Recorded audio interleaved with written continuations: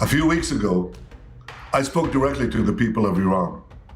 Millions of people around the world, millions in Iran itself, saw that video. And after they saw it, many Iranians reached out to Israel. So today, I want to once again address the people of Iran. Since we last spoke, the Khamenei regime launched hundreds of ballistic missiles at my country, Israel. I wonder, did he tell you how much that attack cost? Well, I'm not guessing. It's $2.3 billion. That's how much of your precious money they wasted on futile attacks. $2.3 billion.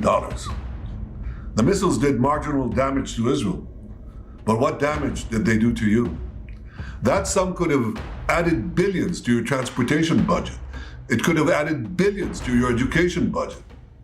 But instead, Khamenei exposed the regime's brutality and turned the world against your country.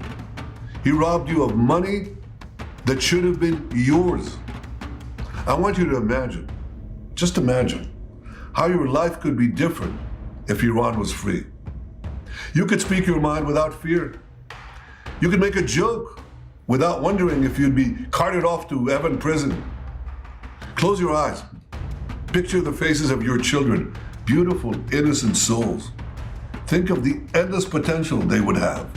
Their entire lives are ahead of them. Imagine how your children's lives would look if billions of dollars were invested in them instead of being wasted on wars that can't be won.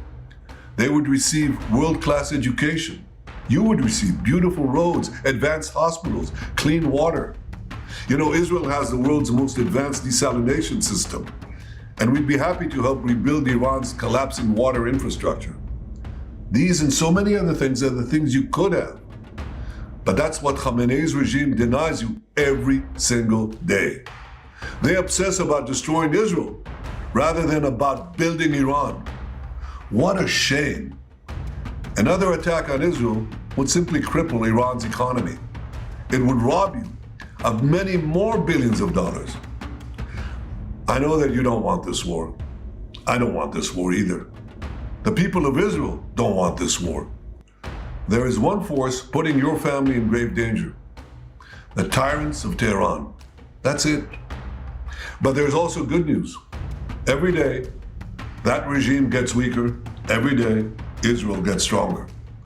The world has seen but a fraction of our power. Yet there's one thing Khamenei's regime fears more than Israel. You know what it is? It's you, the people of Iran. That's why they spend so much time and money trying to crush your hopes and curb your dreams. Well, I say to you this: don't let your dreams die. I hear your whispers. Women, life, freedom, zan, zandagi, azadi. Don't lose hope.